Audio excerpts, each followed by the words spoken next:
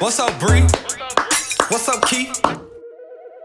Hey, what's up, y'all? We're back with another action figure review. Today we're going to be taking a look at the long-awaited Starman Chun Li. A couple months ago, I did a video talking about my most anticipated figures coming in 2024 and 2025. She was on there, so you know I'm pretty excited to talk about. That being said, though, my copy is riddled with issues. We're going to cover that shortly, but for now, let's just address the elephant in the room. Now, Chun Li, what I'm going to do with you, baby? Starman OD'd on that booty. She's got the Dingleberry Maker 2000, the off-roader, the jury duty. You are guilty, sweetheart. She's got curves for days. And not that I'm complaining. It does look nice though, old BBL Chun-Li. What's up, Lee? Talk about junk in the trunk. That's a whole camper. I'm definitely a booty man, so this figure is fun to look at. And that's rare I say something like that when it comes to action figures. But for the sake of the video, we're going to keep it moving. Visually, she came out awesome. Her vest is a slightly different color than her jumpsuit, but I'm not really complaining too much about that. It's all right. Her face is freaking gorgeous. It looks marvelous. Her eyes are like brown, maybe even like a hazel color.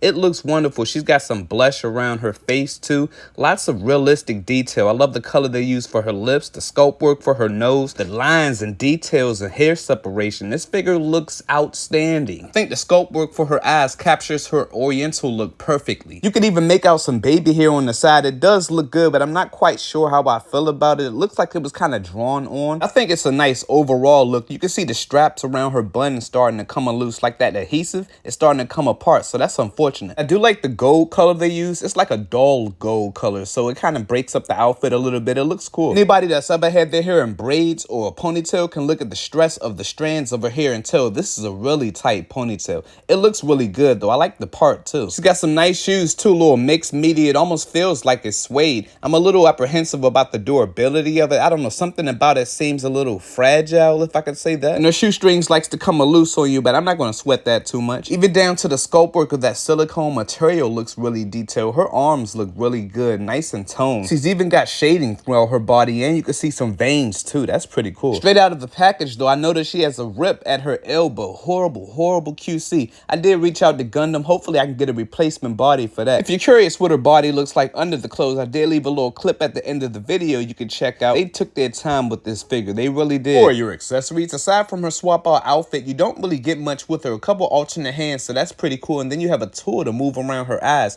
I was kind of wondering how they were going to figure that out, so that's pretty cool. I like that. Straight out of the package, she does come dressed in her original outfit. There's some padding or some stuffing at her sleeves, which is kind of cool, but it might obstruct her face depending on how you have her arms posed. I'm a little hesitant to keep swapping these back and forth because it's a little fragile. Like that gold lamination is actually starting to peel off of the outfit, so that's really bad. Other than that though, the outfit looks really good. There's no wire in it or anything like that, so I mean, I'll live in that Velcro wrap around her waist. It doesn't really hinder the articulation that much, so that's really nice. Got a zipper in the back of the outfit. Works out nice and easy. I'd be really careful with that though. If you mess up that zipper right there, man, that's going to be tricky to fix. I also have an issue with her Street Fighter outfit. The Velcro on the back is missing a strip. Like, there is no adhesion to it at all, so that sucks. You got her tights with the undies that go over the outfit. It's got some elastic to it. Fits around her body nice and easy. Doesn't really hinder the articulation, so I have no complaints with this. You have a set of her leather boots. At least I think this is leather, and these look great. I really like the way these look. You can see it's already starting to wrinkle up, though, so I would be kind of careful.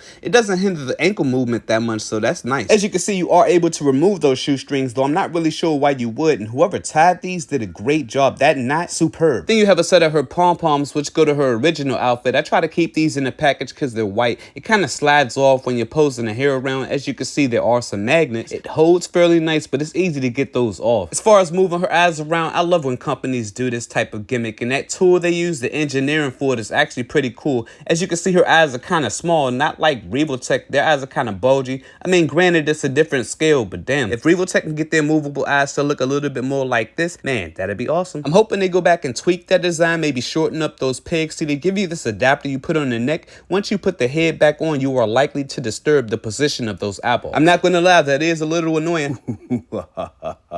They do include some instructions though, so I appreciate that. Tells you how they move, where the joints is at. It says if you have the figure in a vanilla pose for too long, sometimes you might see some oil pop up that you want to dab it gently with a paper towel. And as you can see, it does say that use talcum powder if you want to wipe wipe it down, but to gently wipe it because you don't want to wipe that paint on the skin. For your articulation, so the head movement I probably say is the weakest point of her articulation, but it's really tough moving that neck joint, like super tough. Be really careful with that. I would say be really careful when you're moving around her arms. You don't want to twist that silicone material. They say it's kind of hard to get it back in position, but she does move pretty good at the head, moves really good at the arm. You can actually adjust the way her shoulders sit too, so be really mindful about that. Once you adjust it, it's tough trying to fix it. She got 2 joints at the torso. I love it, affording some decent range. If you tilt it, you can etch out just a little bit more. She's got some great range going side to side and really nice going back. And I would say she moves pretty smooth. It gets a little tight when you get to the legs, so take your time. I was able to hit all of her signature moves with no problems, and that's some really good tailoring at those tights. Just like her shoulders, there is a shift movement at her legs, so if one side looks longer than the other, you probably got to adjust it. And because of the material, I can't say for certain if there is a thigh swivel, but she does get a really nice swivel at her knees, so that's pretty cool. To swap out her feet, the instructions say use hot water or a blow dryer, but I think a blow dryer might be the safer bet. And she does have 2 points of articulation at her wrist, so you get some pretty decent hand movement. For your size comparisons, here we have it next to Tunshi Studio, Yuri Sakazaki, and your iconic studios, Ryu. And I think Ryu could sit a little taller, but it's 2 different companies. I think you can kind of make it work in photos, but as far as the detail and the likeness in their faces, I think they both look realistic enough in the face that you can kind of mix them together. And I could be wrong, but I think Chun Li is supposed to be a little taller than Yuri. And lastly, here we have her next to your Kotobuki Zero model kit. So final thoughts on the Starman Chun Li. As much as I love the way this figure looks, she's got a lot of issues going on. And honestly, realistically, her booty could be just a little bit smaller, but don't y'all change nothing for Cammy. But you know what? For her look, I'ma still give her a 9.9. When it comes to the quality, man, that's another story. You got pieces peeling off left and right, pieces peeling off her outfit, pieces peeling out of her hair.